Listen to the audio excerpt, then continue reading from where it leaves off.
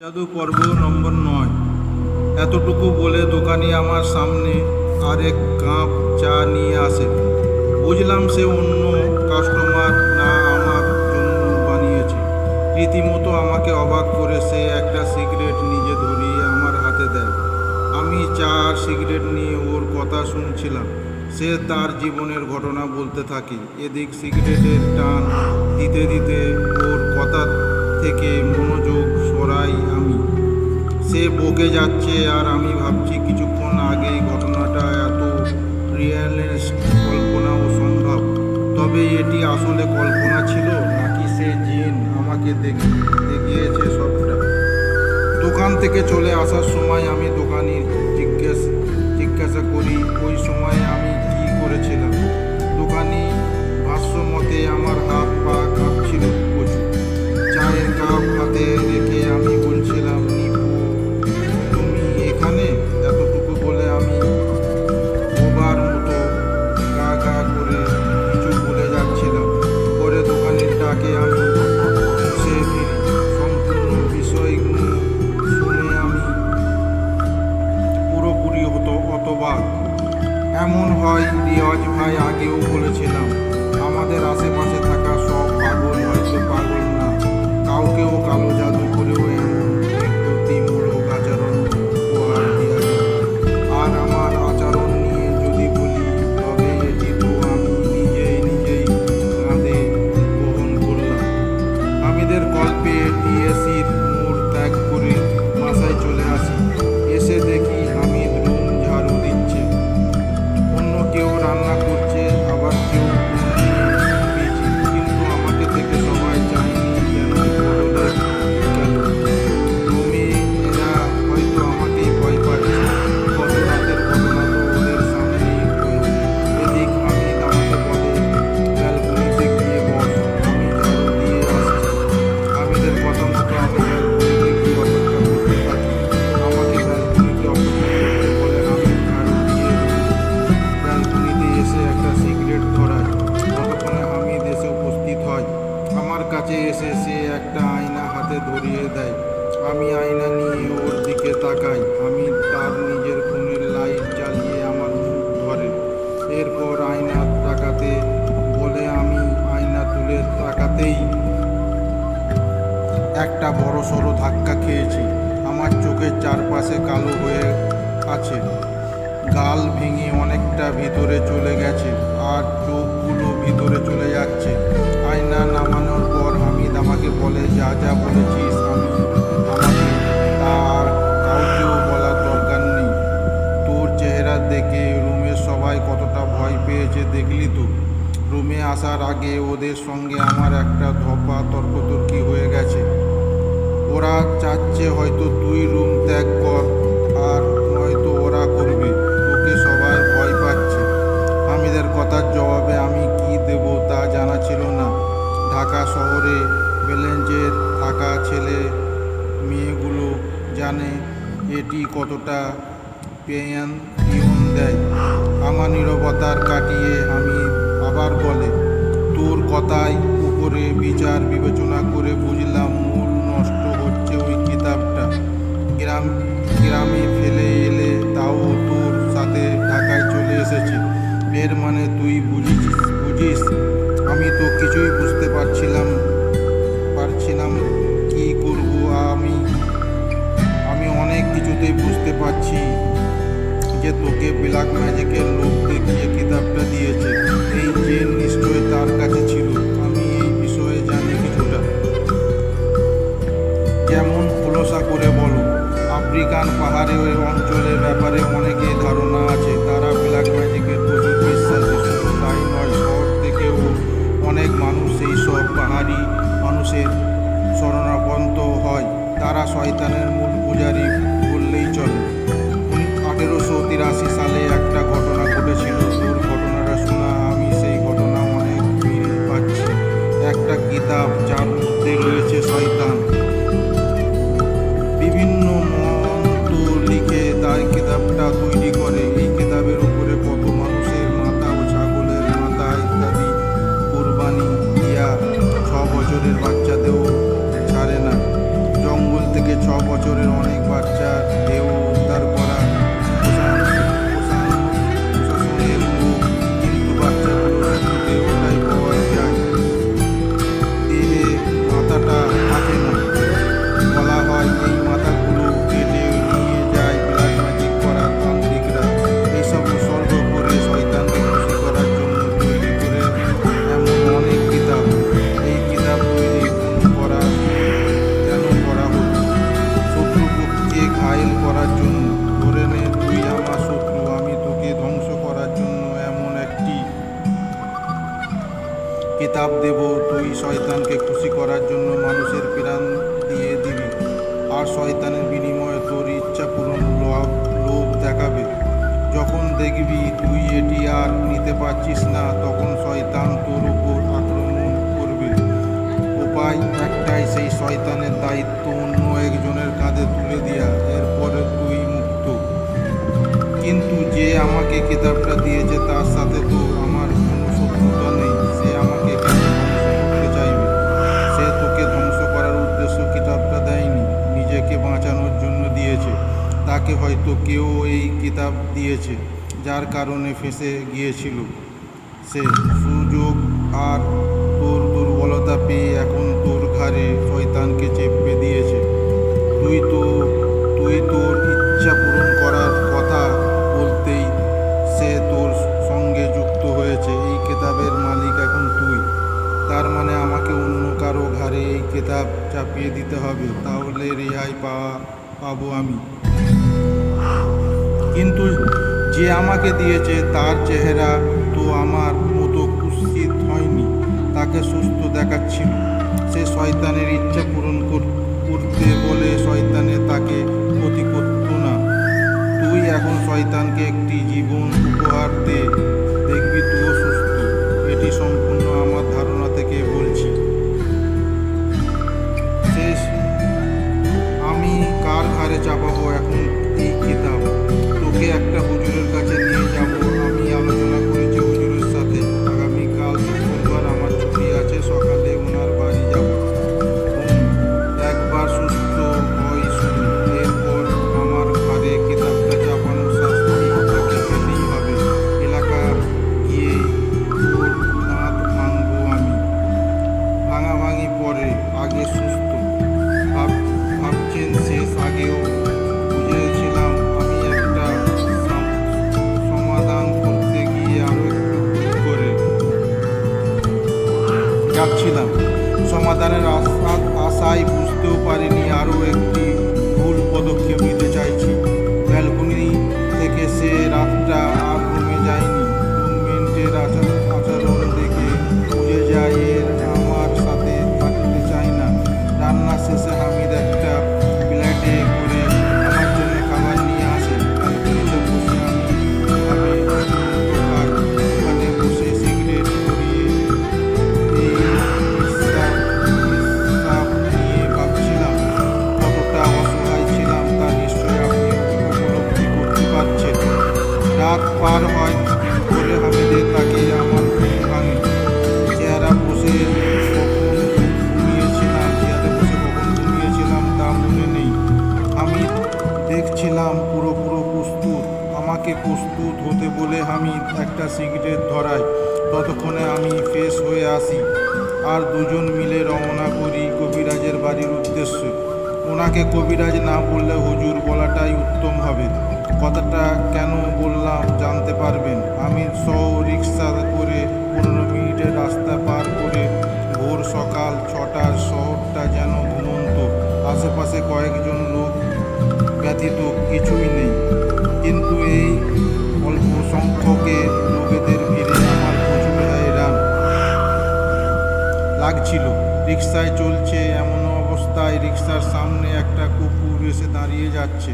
রিক্সা চালক কোনোভাবে কুকুরে এড়িয়ে গেলেই একই কুকুর আবার রিক্সার সামনে কোথা থেকে যেন চলে আসে। একটা সময় মানুষ আসতে শুরু করলো, রাস্তার পারাপার করছে, কিন্তু আমাদের সামনে পথচারীদের পড়ে যাচ্ছে বারবার। রিক্সা থামাতে হচ্ছে কয়েকবার। আবার কিছু দূরে যেতে না যেতে রিক্সার চাকা কেটে যায়। রিক্সা চালক নেমে দেখে নতুন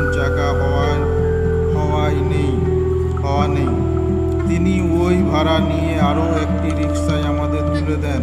এইভাবে বিভিন্ন বাধা আসতে লাগলো। মনে হচ্ছিল কোনো এক শক্তি আমাকে আটকিয়ে দিচ্ছে, যেতে দিচ্ছে না। আমার মন মানছে না। বারবার মনে হচ্ছিল হুজুরের কাছে যাব না, আবার ভাবছি না যাওয়া তো কারণ নেই, তার মানে আমাকে সেই শয়তান আটকাচ্ছে। তবু আমায় পৌঁছে যাব গন্তব্যে। ঢাকা কোনো এক মসজিদের ইমাম তিনি, পরিচয় গোপন রাখতে বলা হয়েছে। হামিদ হুজুরে সালাম দিয়ে আমাকে পরিচয় করিয়ে দেয়। তবে হামিদ সেই বুঝছি না, তার সেটি ভুল, হয়তো আলাপ শুধু ফোনেই হয়েছে। আজই তাদের প্রথম দেখা। হুজুর মসজিদের সামনে আমাদের জন্য অপেক্ষা করছিলেন। এরপর আমাদের নিয়ে চলে যায় মসজিদের 2 নম্বর তলায়। আমি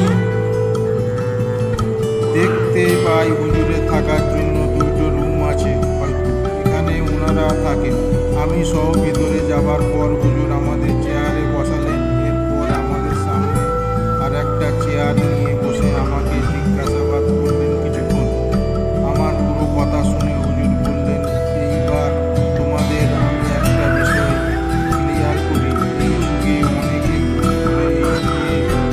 কারো স্বামী যদি চলে যায়, মানে সংসার থেকে ঢুকে যায়, তখন তারা মনে করে ব্ল্যাক ম্যাজিক করা হয়েছে আর স্বামীকে ফেরানো যায় কোনো কবিরাজের কাছে। এটিও যে এই ধরনের ব্ল্যাক ম্যাজিক, তা বিশেষভাবে হুজুর আরও বললেন, একটা মানুষকে কুফরি করা যে পাপ, তা কাটানো আরেক পাপ। তবে এখন ভিন্ন কথা আছে।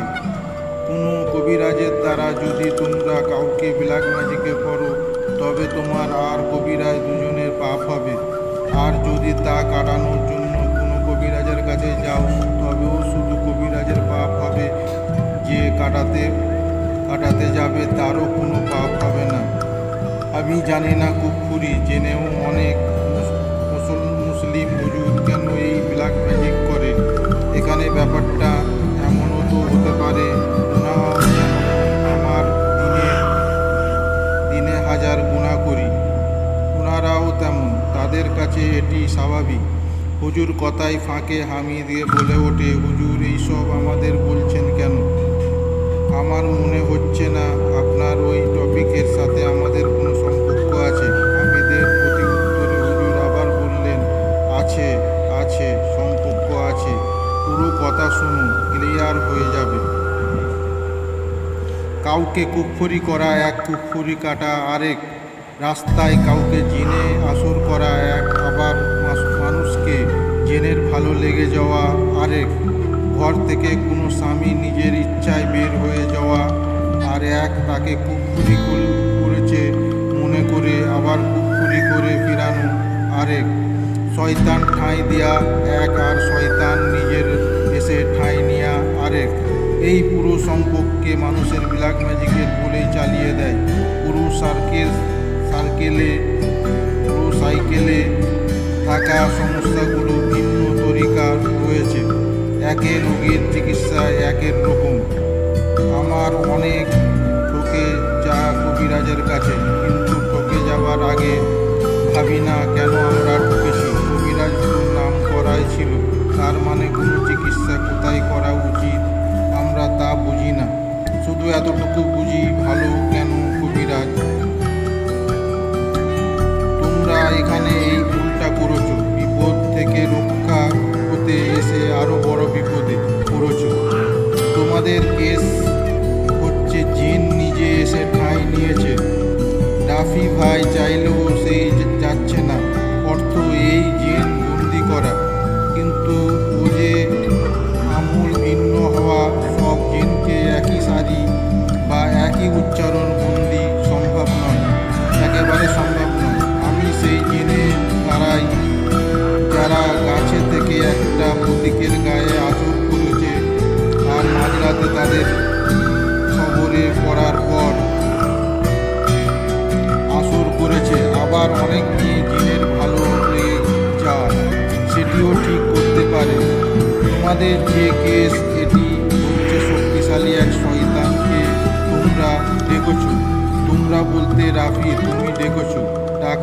পরে সে এসেছে, কিন্তু আমার ইচ্ছায় এলেও সে যাবে নিজের ইচ্ছায়। এখানে তোমার কোনো শক্তি নেই তাকে তাড়ানো, আর সে তখনই যাবে যখন তোমার প্রাণ যাবে। নিজের প্রাণ বাঁচাতে অন্যর প্রাণ কতদিন উৎসর্গ করবে? একটা সময় হতাশ হয়ে নিজেই ফেঁসে যাবে।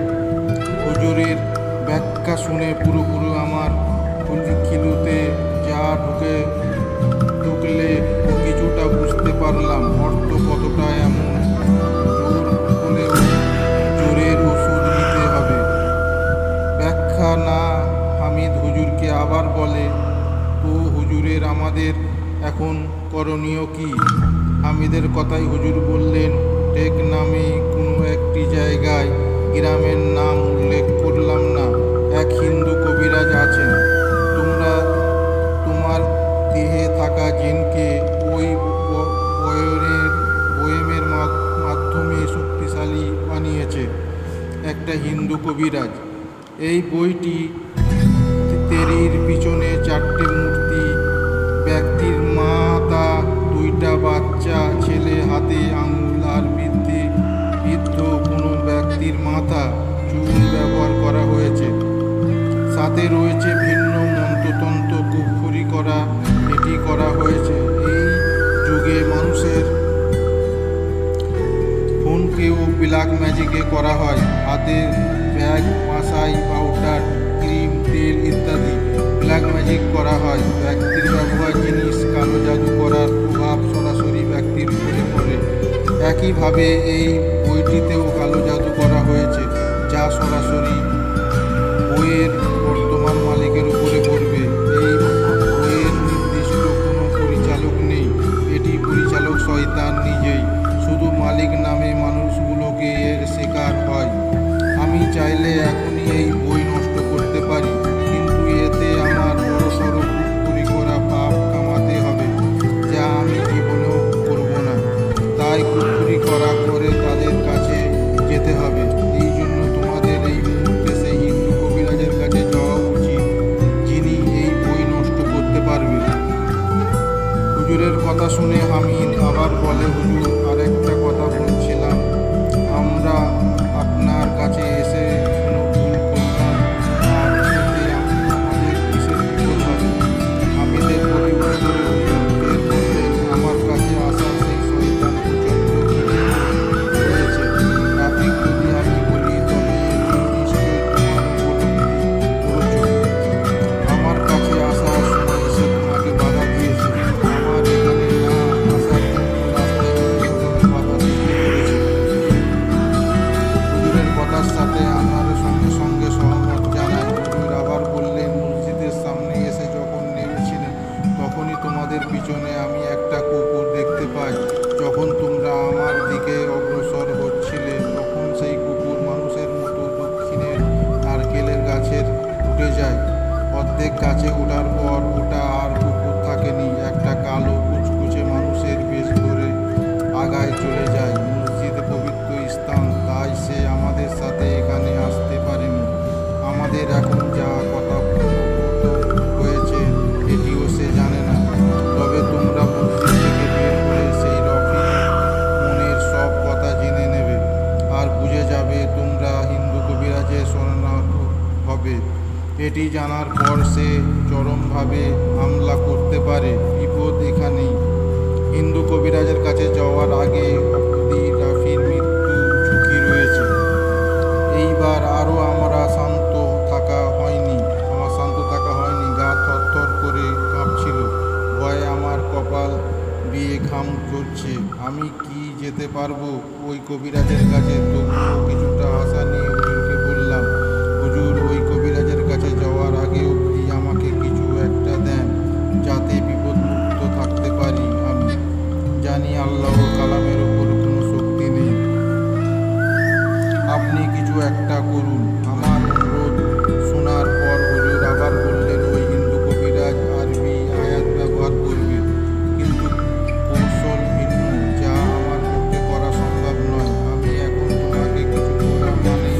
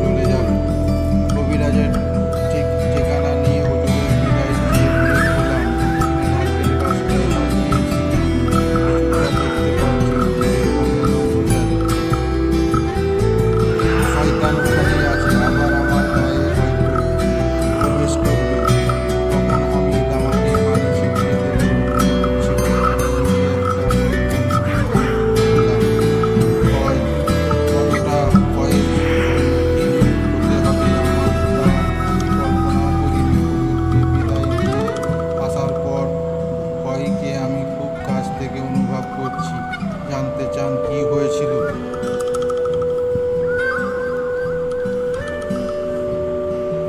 কালো জাদু পর্ব নম্বর 11।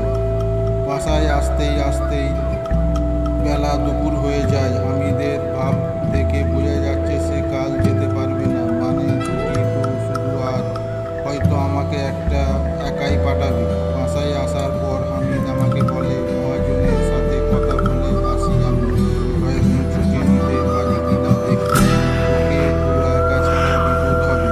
বুঝলাম হামিদ আমার সাথে যাবার জন্য চিন্তা করছিল এতক্ষণ। মহাজনের কাছে যাবার সময় আমাকেও ডেকেছে। বাসা বেশি দূরে নয়, যাওয়ার আসার 10 মিনিট লাগবে সর্বোচ্চ। এদিকে বাসায় কেউ নেই, আমাকে একা রেখে যেতে চাইনি। আমি নিজেই তাকে জোর করে পাঠালাম। 10 মিনিটের ব্যাপারে কি আর হবে। তবে হামিদ বের হয়ে বাইরে থেকে তালা মেরে দেয়, যাতে আমি গায়ে আসর করলেও আমি রুম থেকে বের হতে না পারি। মানে রুমের যেন থাকি। হামিদ চলে যাবার পর আমি বিছানায় বসে ফোন চালাচ্ছিলাম। এক ডাকিকে মেসেজ দেওয়ার পরে আমার সাথে ভিন্ন কিছু করতে যাচ্ছিল। তাকে মেসেজ দেওয়ার 2 মিনিট পর আমি কিছু উপলব্ধি করি। আমার অনুভব হচ্ছিল পাশেই রুমে কেউ হাঁটাহাঁটি করছে। বিশ্বাস করবেন কিনা জানি না, ভয়ে আমার সারা গা তখন থরথর করে কাঁপছিল। বাসায় কেউ নেই, হামিদও তালা মেরে বের হয়েছে। পুরো বাসায় আমি একা। তাহলে পাশের রুমে কার হাঁটার শব্দ আসে? এই ভেবে আমি একটু সোজা হয়ে বসি। জানি হয়তো সে এসেছে। আশেপাশে তাকিয়ে দেখলাম বোতলটা নেই। হামিদ বোতল কোথায় রাখলো, নাকি পকেটে করে তুলে নিয়ে গেছে? এদিক পাশে সে পাশে শব্দ একবার একটা নয়, 2-3 জনের শব্দ শোনা যাচ্ছিল। তারা হাঁটছে, দৌড়াচ্ছে। আমি ভয়ে খাটের কিনারায় গিয়ে দেওয়ালে পিঠ লাগিয়ে দিয়েছি। এরপর মনে মনে সোনা পড়তে থাকি। এদিক আচমকা কারেন্ট চলে যায়। আমার গায়ে প্রত্যেকটা লোম একবার দাঁড়িয়ে গেছে। দরজা জানলা সব বন্ধ। কারেন্টও চলে গেছে। ভেন্টিলেটর দিয়ে হালকা আলো পড়ছে, তবে অনেক বেশি অন্ধকার নয়। আমার গা কাঁপছে থরথর করে। আমি কেন আসছে না ভেবে আমি পাগল হচ্ছি। যাই রুমের দিকে। এরপর দেখলাম আশ্চর্য রকমের ফোনটা তখনই অফ হয়ে গেছে, অথচ চার্জ পুরো ছিল। ফোন খোলার চেষ্টা চালাতে চালাতে বাথরুমে থেকে একটা ছোট বাচ্চা দৌড়ে পাশের রুমে চলে যায়। আমার চোখ ফোনের দিকে তাকালে বাচ্চাটা মিটি হাসি আর দৌড়ে অবস্থায় ছায়ার মতো দেখছি। ব্যাপারটা হরর মুভির মতো শোনাচ্ছে, তবে বুঝবেন সামনে ক্লিয়ার করতেছি। আমি পাশের রুমে তো যাইনি, কিন্তু বিছানা থেকে বসে পাশের রুমে দরজা তাকিয়ে রইলাম। তখন পাশের রুম থেকে নিপার চাচাতো ভাই আমার নাম ধরে ডেকে বলে, পিরান দে। নিপার চাচাতো ভাইয়ের কণ্ঠ শুনে আমার ভেতরটা মোচড়ে উঠেছে। যে মারা গেছে সে আমাকে ডাকছে। জানি না কখন আমি জ্ঞান কেন হারাচ্ছি না। ওই ডাকের স্বর কান থেকে যেতে না যেতে আমার ছোট ভাই ডাক দেয়, ভাইয়া। এই মুহূর্তের জন্য মনে হলো আমার দ্বারা ওরা মরেছে, তাই পাশের রুমে দুজনে আছে। কিছুক্ষণ পর আবার পাশের রুমে কয়েক শত মানুষের শব্দ শুনতে পাই আমি। এইবার মনে হলো এই বইয়ের দ্বারা যারা যাবে বেঁচে সবাই ওই রুমে। আমি ভয়ে আর নিজেকে কন্ট্রোল করতে পারিনি। জোরে এক চিৎকার দিয়ে খাট থেকে উঠে যায়। দরজার কাছে গিয়ে জোরে জোরে দরজার ধাক্কা লাগালাম। আমি তো বাইরে তালা মেরে দিল। যদি অন্য রুমে কেউ শুনে আমার ডাকা, তবে দরজা ভেঙে আসবে। সে আসার দরজায় ধাক্কাতে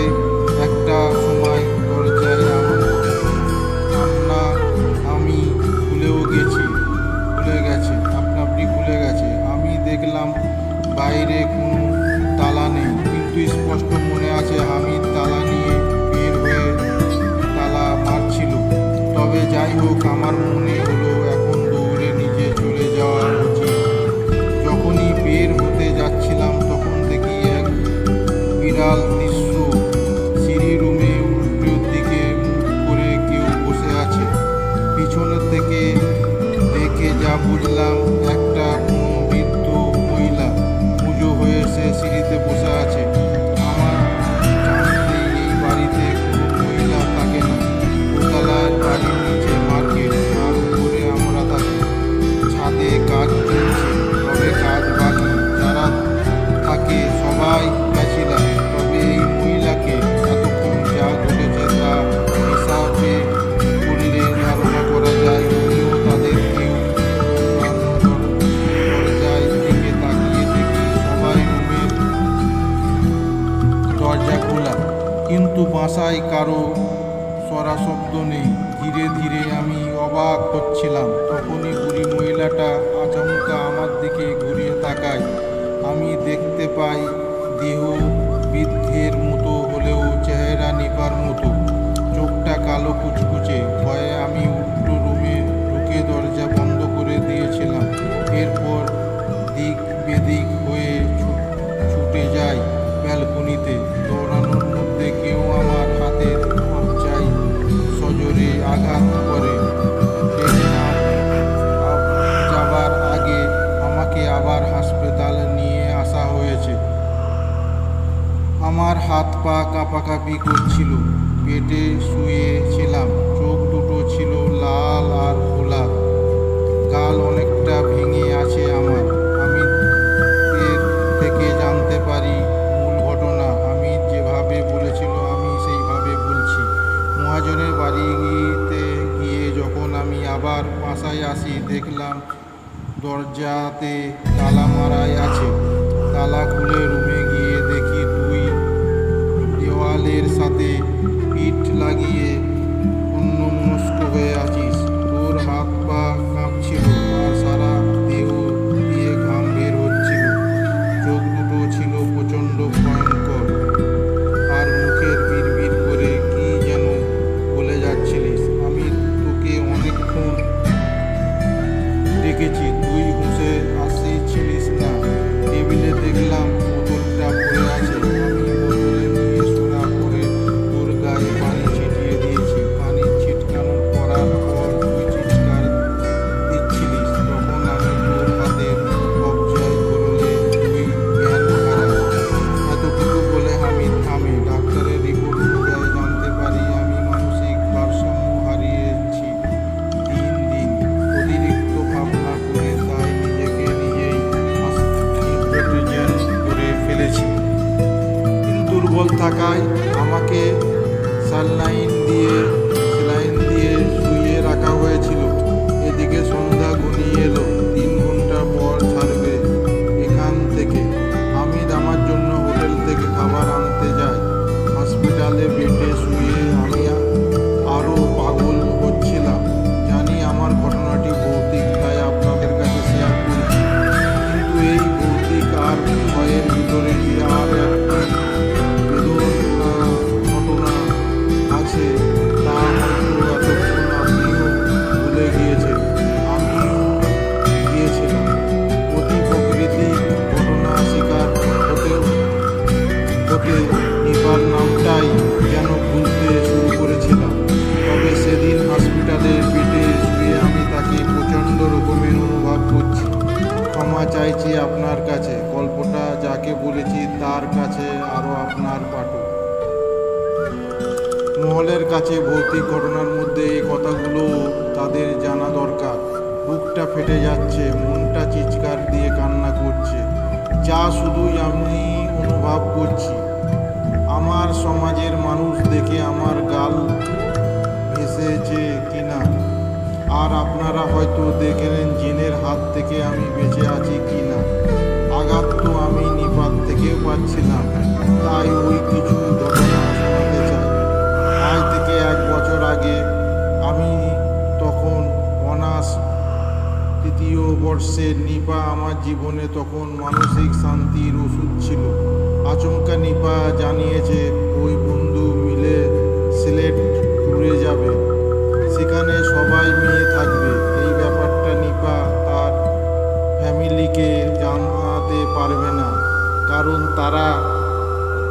দেবে আর ট্যুরের টাকাও দেবে না। আমার পরিবার তেমন ধনী নয়, বাবাকে এই ব্যাপারে বলার সাহস হয়নি তখন। নিপা ট্যুরে যাওয়ার টাকা নেই, মানে সেটি আমাকে ব্যবস্থা করে দিতে হবে।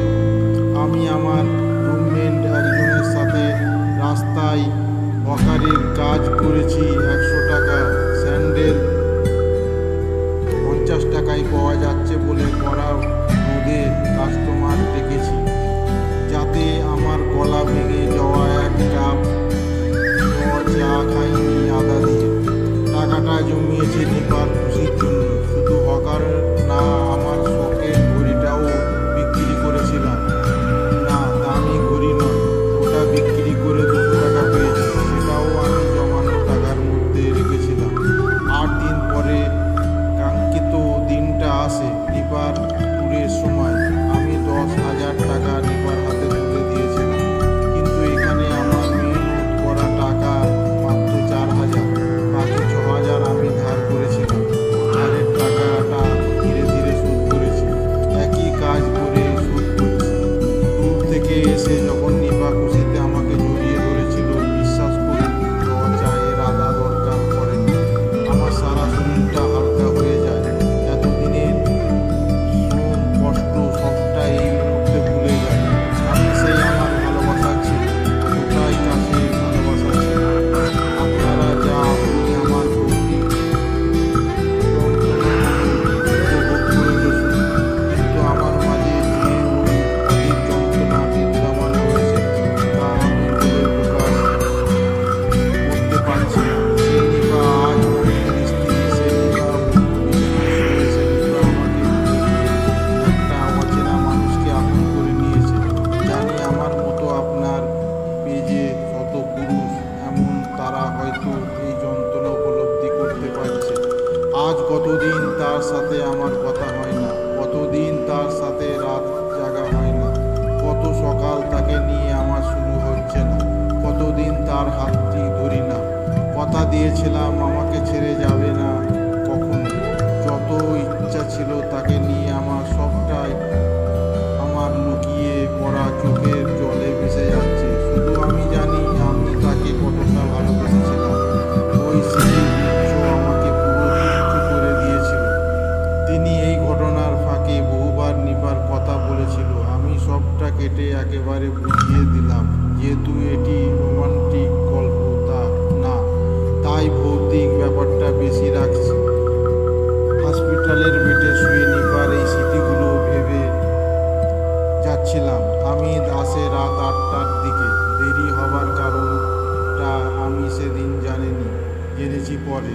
আমাকে টেকনাফ নিয়ে চিকিৎসা করতে অনেক টাকা লাগতে পারে, সেই কারণে মহাজনের কাছে গিয়ে বসেছিল বেতন নিয়ে। আস্তে আস্তে দেরি হয়েছে তার, যেহেতু মাস শেষ হয়নি, তাই অনুরোধ করে আগে আগে বেতন নিয়েছে।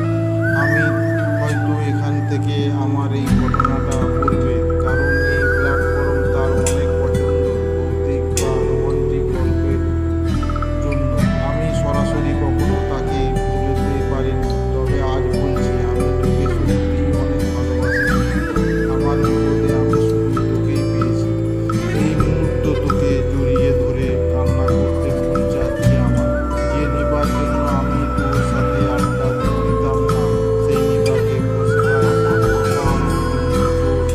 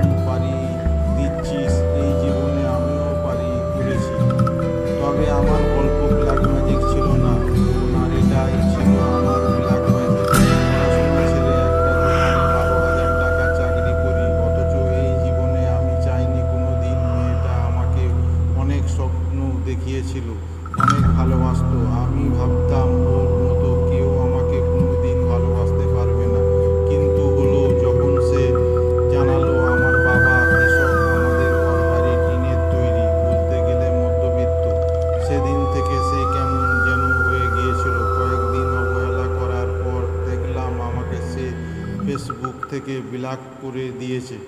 নম্বর কল দিচ্ছিলাম, ওটাও ব্লক। অন্য নম্বর থেকে কল দিলে সেটাও আমার কণ্ঠ শুনে কল কেটে দিত। আমি পাগলের মতো তাকে বিভিন্ন নম্বর থেকে কল দিয়ে মানিয়ে নিতে চেয়েছিলাম।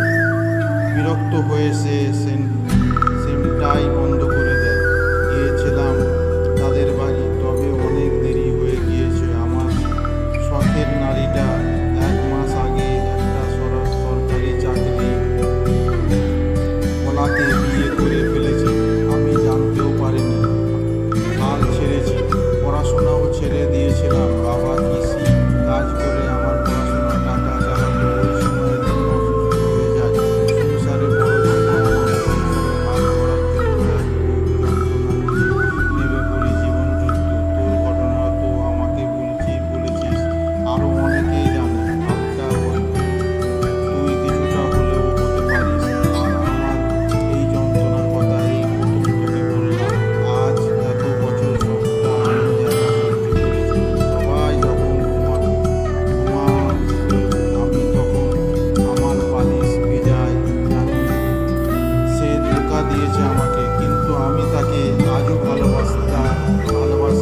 তার প্রতি জন্ম নেওয়ার মায়া আমার একটুও কাটেনি।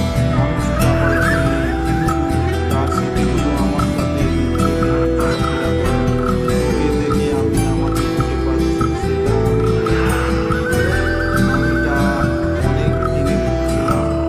যাই হোক, মিছে মায়ার এই যন্ত্রণা যত তাড়াতাড়ি ভুলতে পারবি, তত মায়ার জন্য নিজেকে শেষ করেছিলাম।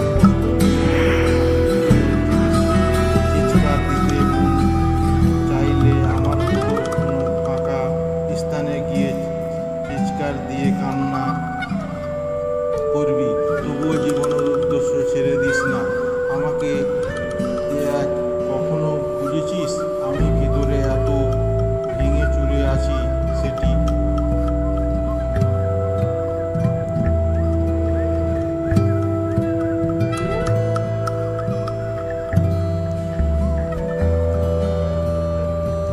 হামিদ কথাগুলো যখন বলল, তখন তার চোখে টলমল করা পানিগুলো নিজেকে আটকে রাখতে পারেনি, সরে পড়ে যায়।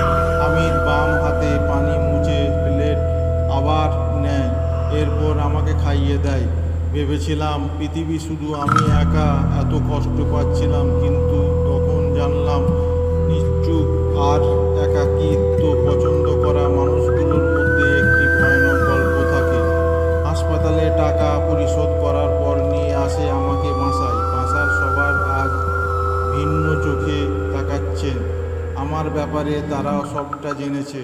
আমি ওদের বলেছে সব, যাতে আমার বের না করে দেয়। সবার আমাকে ধরাধরি করে বিছানায় বসায়।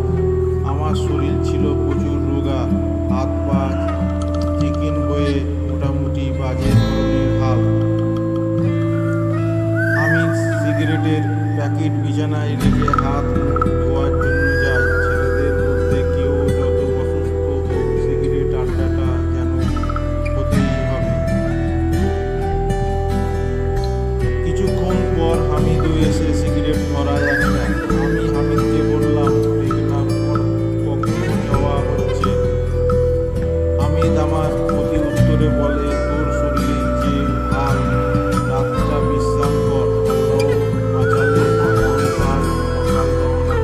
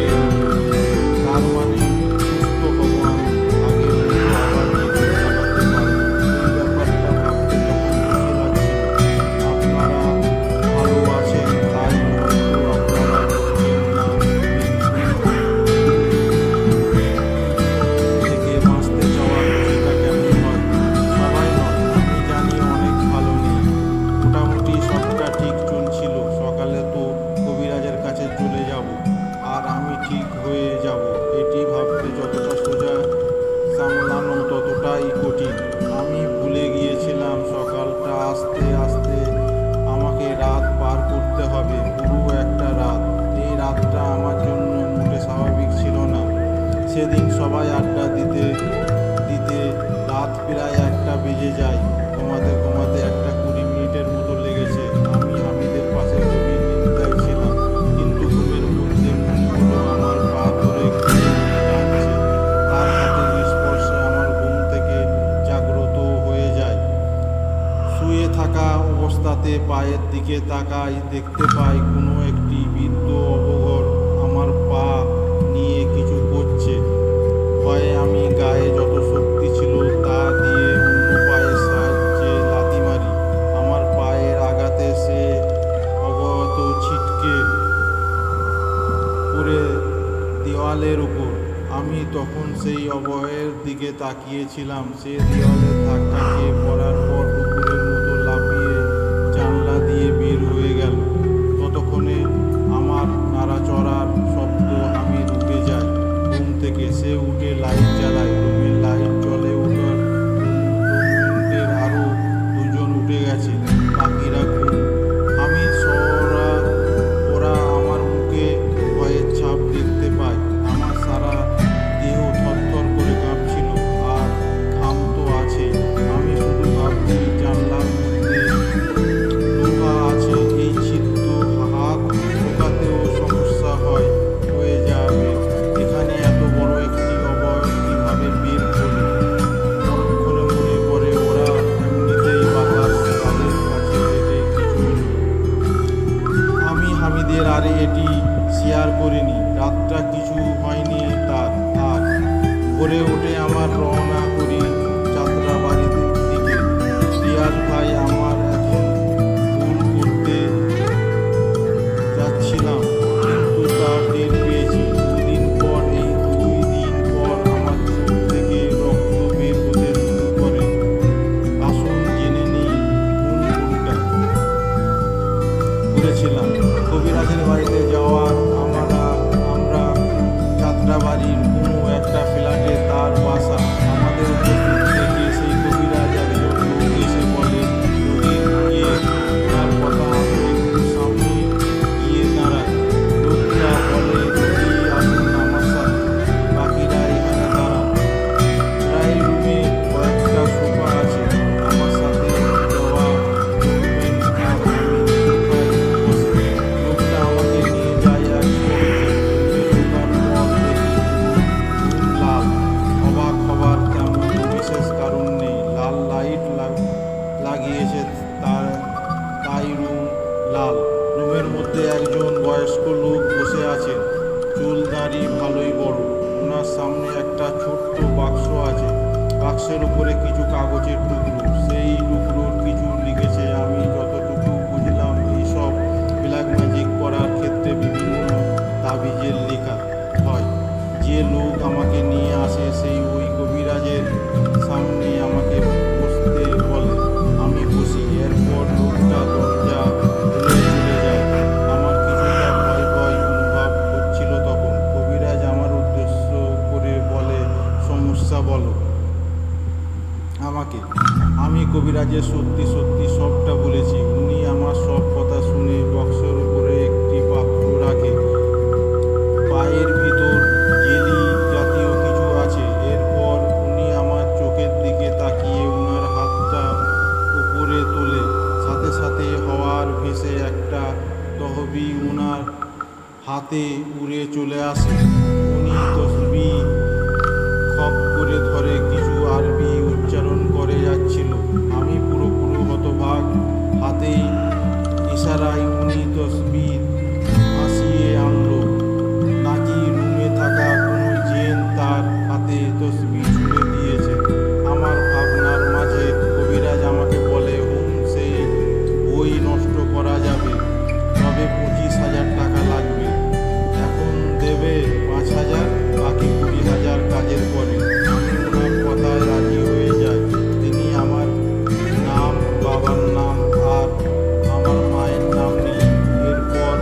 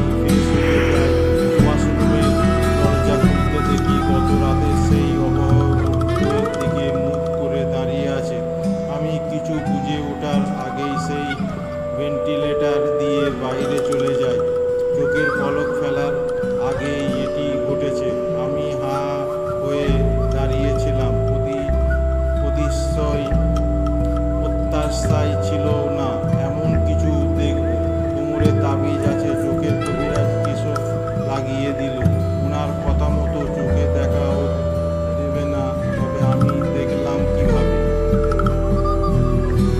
ওয়াশরুমে না গিয়ে আমি উঠে হেঁটে যাই। হামিদের সবটা শেয়ার করার পর হামিদ কিছুক্ষণ ভাবনা করে এরপর আমাদেরকে সেই কবিরাজের নম্বর দিয়েছে, তাকে কল করি, কিন্তু লাভ হয়নি। সে একটা কথা বলে, আমি ওনার সম্মানে শুনেছি অনেক ভালো কবিরাজ, এমন হবার কথা নয়। আমি ওই হামিদ তসবির ব্যাপারটা ক্লিয়ার করি ওনার কাছে, আসলে অলৌকিক ক্ষমতা আছে এটাই বোঝায়। কিন্তু হামিদ তসবির কথা শুনে বলে, যাই ধোঁকাবাজের হাতে পড়েছি। ওই তসবির ব্যাপারটা ধোঁকা, এটি সিলিংয়ের উপরে থাকা কোনো মানুষের ছুঁয়ে মারে, যেটা তুই জিন শুনেছে ভেবেছিস। এরকম একটা ভিডিও আমি দেখেছিলাম। সাংবাদিকরা ধোঁকাবাজের চিত্র লাইভ ধরেছে। সিট তখন বলতে পারি না, আমি তখনই ধরতাম। এই ঘটনা এখন চলমান। রাফি ভাইয়ের থেকে ঘটনা ধীরে ধীরে নেওয়া হচ্ছে। তিনি এখন চিকিৎসামান হয়েছে, তাই ঘটনা ধীরে ধীরে গতিতে এগোচ্ছে। সবাই তার জন্য দোয়া করবে আর গল্পের ব্যাপারে জানাবে।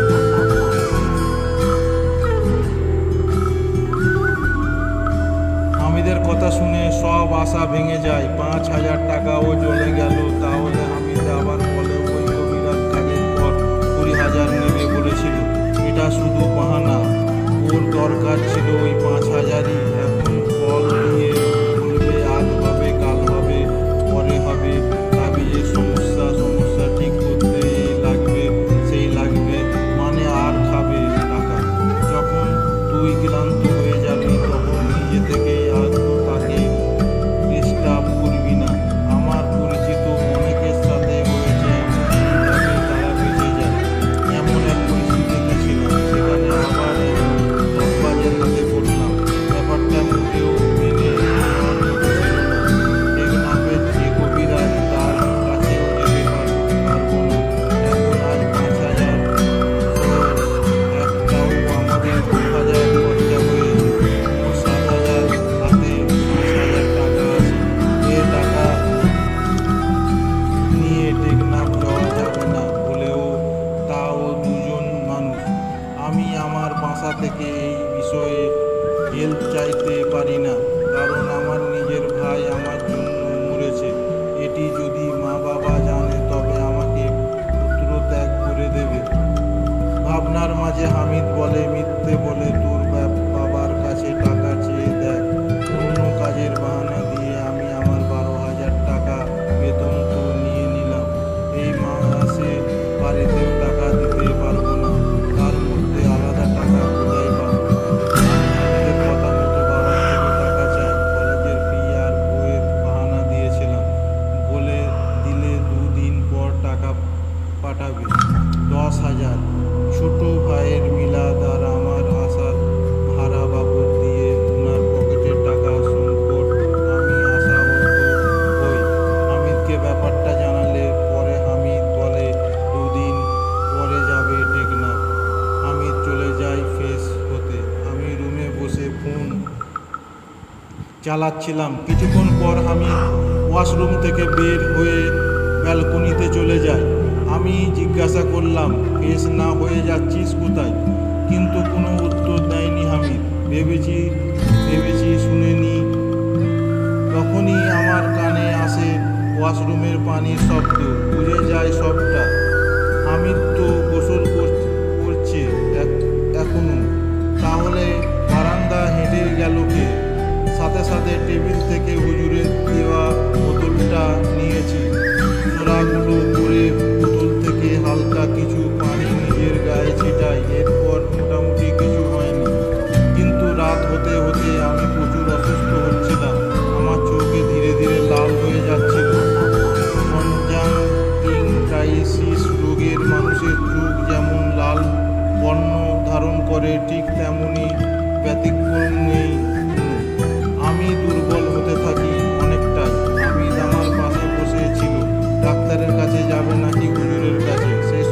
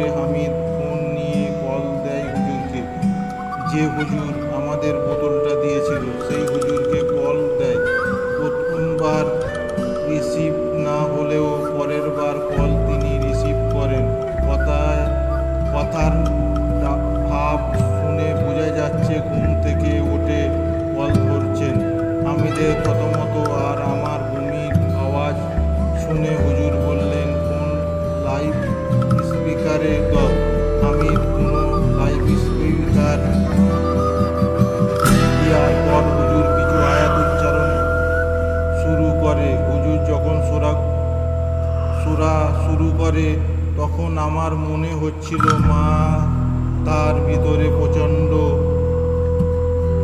ব্যথায় সব ছিঁড়ে যাচ্ছে। এই ব্যথা বলে বোঝানোর মতো নয়। আমি যত মাথার ব্যথায় ছটফট শুরু করি ততই আমার মুখ থেকে রক্ত প্রবাহিত হতে থাকে। আমি হাতে ফোন রেখে আমার দিকে স্পিকার ধরে হুজুর কেরাত উচ্চারণ করে যাচ্ছে, আর আমি বিছানায় রক্তাক্ত সহ গড়াগড়ি করে যাচ্ছিলাম। এদিক আমি বুদ্ধি করে রুমে থাকা স্পিকার ফোন কানের কাছে দেয়। এতে হুজুর শব্দ আমি স্পষ্ট শুনতে পাচ্ছিলাম, যার ফলে আমার কান দিয়ে যেন কোনো গরম বাতাসে বের হতে শুরু করে। আমি আবার সর্বশক্তি দিয়ে চিৎকার দিতে শুরু করেছিলাম। এই যন্ত্রণা সহ্য করার মতো ক্ষমতা আমার ছিল না। নিপার যন্ত্রণার চেয়ে এটি 5 গুণ বেশি। বুঝে নিন কতটা অসহ্য যন্ত্রণা আমি সহ্য করেছিলাম। আরও কিছু সময় কেটে যাবার পর মনে হলো মাথা থেকে ভারী কিছু একটা নেমে গেছে। আমার অর্থ পুরো মাথাটা একেবারে হালকা হয়ে যায়। তারপর আর কিছু মনে নেই আমার। যখন জ্ঞান আসে আমরা তখন দেখি হামিদ সহ অন্যান্য রুমের ব্যাচেলাররা পান। আমার রুমের প্রায় 15 থেকে 20 জন ছেলে সবাই আমার দিকে তাকিয়ে আছে। মাথাটা ঘুরিয়ে যখন ডান দিকে তাকাই তখন দেখি হুজুর আমার পাশে। কি হয়েছিল জানতে চাইলে হুজুর আমাকে বলে, তোমাকে উপস্থিত রুকিয়া না করলে আজ তোমার মৃত্যু ছিল। আমি দেখ থেকে জানলাম একটা কবিরাজের কাছে গিয়েছে, যার জন্য শয়তানটা রেগে যায়। সে চায় তোমাকে কাউকে বানাতে। সে এখন ক্ষুধার্ত। যদি তুমি তোমার কোনো তাকে দিয়ে দিতে তবুও সে তোমার ক্ষতি করত, কারণ সে দিন দিন হিংস্র হচ্ছে। একটা সময় উপদেশ ছাড়া দিনে 6 থেকে 7টা পিরান সে চেয়ে বসত। যাই হোক, বোতলের পানি কাজ করেনি, কারণ শয়তান দূর থেকে তোমাকে বশ করেনি, সে নিজেই তোমার দেহে প্রবেশ করেছিল। তোমার মস্তিষ্ক খাওয়া ধরেছে, যার কারণে চোখ আর বমির সাথে রক্ত এসেছে। আমি একটা তাবিজ বেঁধে দিয়েছি তোমার হাতে। মাত্র 21 ঘন্টা এই তাবিজ কাজ করবে। 21 ঘন্টা পর শয়তান নিজে এই তাবিজ নষ্ট করে দেবে। মনে রেখো, সেই নিজেই ব্ল্যাক ম্যাজিকের শয়তান। আল্লাহ শয়তানকে শক্তি দান করেছে যাতে তারা মানুষকে ধোঁকা দিতে পারে, ক্ষতি করতে পারে। সেই জন্য কিন্তু আমাদের কাজ হচ্ছে ওদের ধোঁকা থেকে নিজেকে সরিয়ে রাখা। আমি শুনেছি তুমি নামাজ পড়ানো ঠিক মতো। তোমার রুমে কেউ নামাজ পড়ে না। শয়তান এতে সুযোগ বেশি পেয়েছে। আজ থেকে আল্লাহর ইবাদত করো ঠিক মতো, আর ভেতর টেকনাফের কবিরাজের কাছে যাও। হিন্দু কবিরাজ তার কুফরি শক্তি দিয়ে শয়তানকে আটকে দেবে, আর এই বই নষ্ট হয়ে যাবে। তাই 21 ঘন্টা আগে কবিরাজের কাছে যাও, নয়তো শয়তান আবার আক্রমণ করে বসবে। এতটুকু বলে হুজুর উঠে যায়। আমি দেখতে পাই অন্য রুমে ভাড়া নেওয়া ছেলেরা কেমন এক দৃষ্টিতে আমার দিকে তাকাচ্ছে, যেন আমি কোনো কুৎসিত না হিংস্র চেহারার মানুষ। এটি হুজুর হয়তো বুঝেছে। তিনি দাঁড়িয়ে আবার বললেন, কোনো তোমার রোকাইয়া করতে করতে আমি তোমার বাসায় আসি। এসে আগে তোমার গা বন্ধ করেছি, নয়তো আমার সোরা পড়া বন্ধ হলে সে আবার ভয় করত। ছেড়ে যাওয়ার আগে শয়তান তার একটা রাগ উঠিয়ে যায় তোমার উপর। তাই আমি অনুরোধ করব,